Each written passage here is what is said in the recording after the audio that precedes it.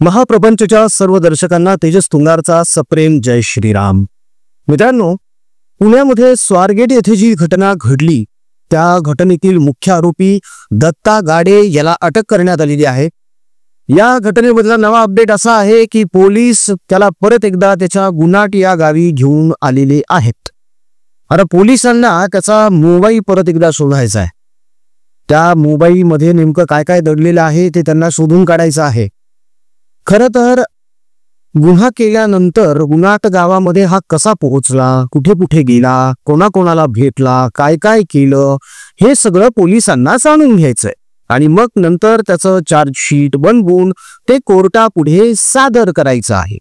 मात्र याच खटल्याच्या बाबतीतली आणखी एक अपडेट समोर आलेली आहे आणि ती अपडेट खरं तर निराशाजनक आहे।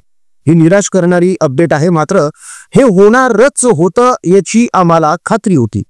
काय असतं ना, तुम्हाला जर वकील चांगला भेटला ना तर तुम्ही सहजासहजी केस जिंकू शकता। तुमचा वकील निष्णात असला पाहिजे, हुशार असला पाहिजे, त्याला परिस्थितीचं गांभीर्य असायला हवं, त्याला कायदा हा व्यवस्थित माहीत असला पाहिजे। या सगळ्या गोष्टी जर त्या वकिलाकडे असतील तर तो वकील तुमच्यावर आलेलं संकट टाळू शकतो। वकील हा तुम्हाला कायद्याच्या कचाट्यातून बाहेर काढू शकतो। मात्र काही वकील असे असतात जे शेख चिल्ली प्रमाणे ज्या फांदीवर बसलेले आहेत तीच फांदी तोडतात। असीम सरोदे हे त्यांच्यापैकीच एक वकील आहेत की काय अशी शंका आता यायला लागलेली आहे। खरं तर त्या मुलीने असीम सरोदेंच्या ऐवजी दुसरा एखादा वकील करायला काहीच हरकत नव्हती, कारण असीम सरोदे यांचा ट्रॅक रेकॉर्ड आहे। जी कोणती केस यांनी हातात घेतली ती आजपर्यंत हारलेलीच आहे। हे तेच असीम सरोदे आहेत बरं का, ज्यांनी छत्रपतींच्या समुद्रातल्या स्मारकाला विरोध केलेला आहे। या स्मारकाच्या विरोधामध्ये यांनी जनहित याचिका दाखल केलेली आहे। यांच्या या याचिकेमुळेच पर्यावरण खात्याने परवानग्या नाकारल्या आहेत आणि त्या स्मारकाच्या बांधकामावर स्टे आणलेला आहे। असीम सरोदेने केस केलेली आहे। जेव्हा मवियाचं सरकार होतं, महाविकास आघाडीचं सरकार होतं आणि मुख्यमंत्री होते कोमटराव आणि पर्यावरण मंत्री होते आदित्य ठाकरे, यांच्या कार्यकाळातच यांच्याच या लाडक्या वकिलाने छत्रपती शिवाजी महाराज यांच्या समुद्रातील स्मारकाच्या विरोधामध्ये याचिका दाखल केली। त्यामुळे स्टे आलेला आहे। अनेक जण जो प्रश्न विचारतात ना की समुद्रातलं स्मारक अजून का बांधण्यात आलेलं नाही, भूमिपूजन तर फार थाटात केलं तुम्ही। मात्र या असीम सरोदेंना त्यावेळी ना आदित्य ठाकरे समजवू शकले ना उद्धव ठाकरे समजवू शकले। अहो, तुमच्याच गटात होते ना तेव्हा, ते धडाडीनं तुमचा प्रचार करत होते ना। त्यांना सांगायचं असतं ना की जनहित याचिका परत घ्या, म्हणून माघारी घ्या, आम्हाला स्मारक बांधायचंय महाराजांचं। आता हे लोक बोंब मारतायत की बघा बघा, भाजपनं त्यांचं जे वचन दिलेलं होतं ते पूर्ण केलेलं नाहीये। नरेंद्र मोदी येऊन उद्घाटन करून गेले, मात्र स्मारकाचं काम अजून सुरू झालेलं नाहीये। कोणामुळे सुरू झालेलं नाहीये हे मात्र हे लोक अजिबात सांगत नाहीत। आम्ही सांगतो तुम्हाला, असीम सरोदे यांच्यामुळेच त्या स्मारकाचं काम अजून सुरू झालेलं नाहीये। इतका यांना छत्रपती शिवाजी महाराज यांचा आदर आहे, इतकं यांचं छत्रपती शिवाजी महाराज यांच्यावर प्रेम आहे। चला आता परत वळूया पुण्याच्या घटनेकडे। तर या असीम सरोदे यांनी दीडशहाणेपणा केलेला आहे।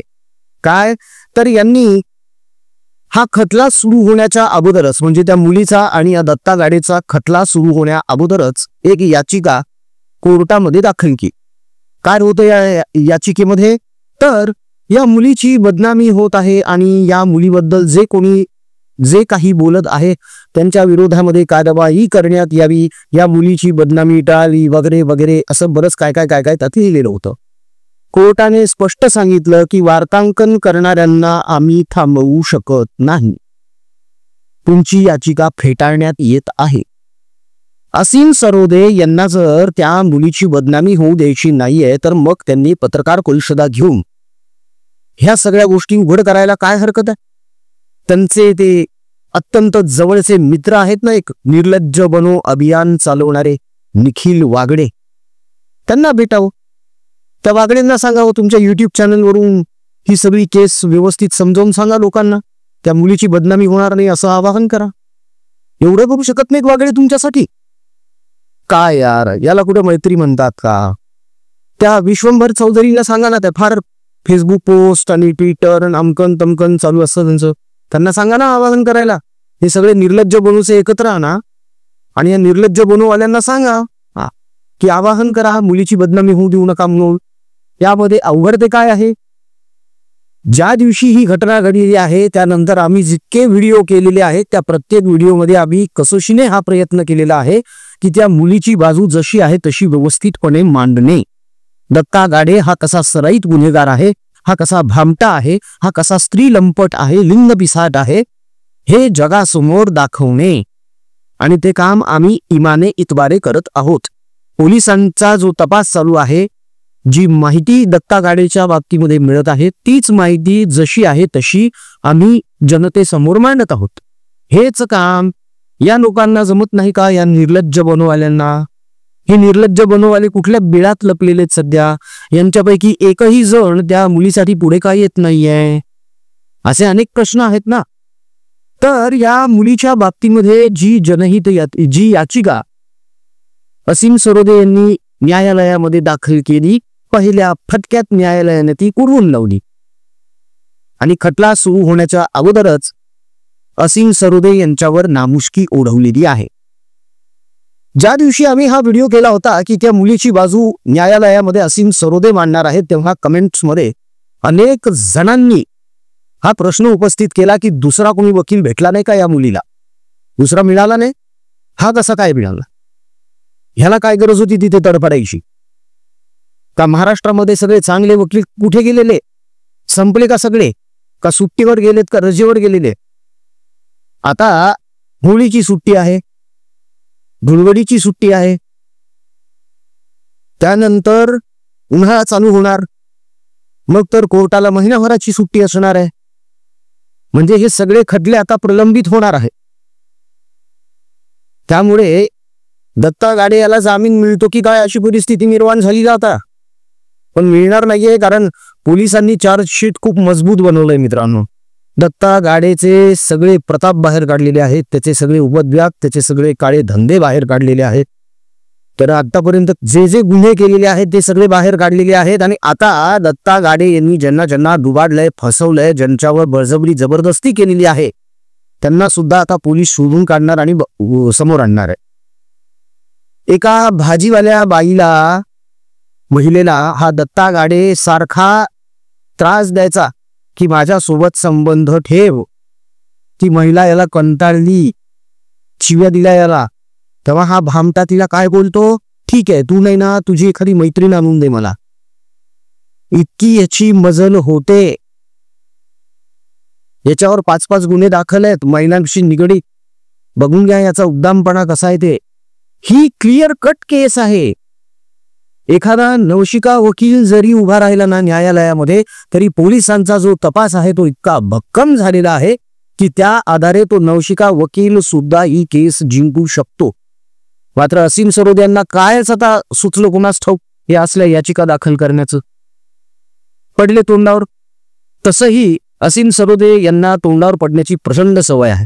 उद्धव ठाकरे यांच्यामुळे ती सवय यांना लागलेली आहे. काहीही झालं की असीम सरोदे उद्धव ठाकरेंची बाजू घेऊन उच्च न्यायालयात जायचे, सर्वोच्च न्यायालयात जायचे आणि तोंडावर आपटायचे. प्रत्येक वेळी कोर्टाने यांना चपराक लगावलेली आहे आणि तशीच चपराक परत एकदा असीम सरोदे यांना बसलेली आहे. आता यातून असीम सरोदे काही धडा घेतात का ते बघायचंय. प्रभू श्रीरामाच्या चरणी आमची इतकीच प्रार्थना आहे की हे प्रभू श्रीरामा, हा वकील जरी कमकुवत असला तरी त्या मुलीला न्याय मिळू दे. यावेळेस देवा तूच धाव तिच्या मदतीला आता, अशी विनंती करावीशी वाटते प्रभू श्रीरामाकडे.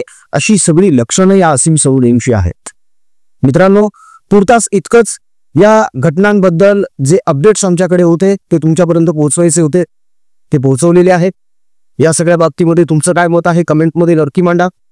8855099843 हा प्रपंच परिवाराचा व्हॉट्सअप क्रमांक आहे. आम्हाला व्हॉट्सअपवर संपर्क करा. आम्ही तुम्हाला सदस्य नोंदणी, संघटक नोंदणी आणि प्रपंच परिवाराचं काय कार्य चालू आहे आणि उपक्रम काय सुरू आहे हे सगळं आम्ही तुम्हाला व्हॉट्सअपद्वारे कळू.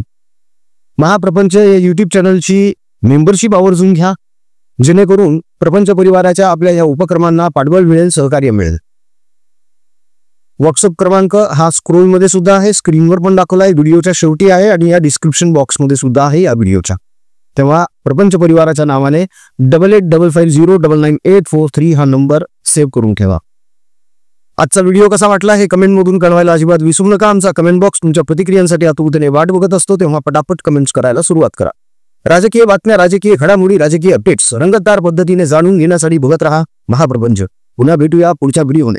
जय हिंद, जय महाराष्ट्र, वंदे मातरम, जय शिवराय, जय शंभूराजे, जय भवानी, जय जगदंब, भारत माता की जय, जय श्रीराम. हिंदू धर्म, शास्त्र, संस्कार, संस्कृती आणि नीती जपण्यासाठी, पुढील पिढीला देण्यासाठी धर्माचा प्रसार आणि प्रचार करणारा मंच हिंदू प्रपंच.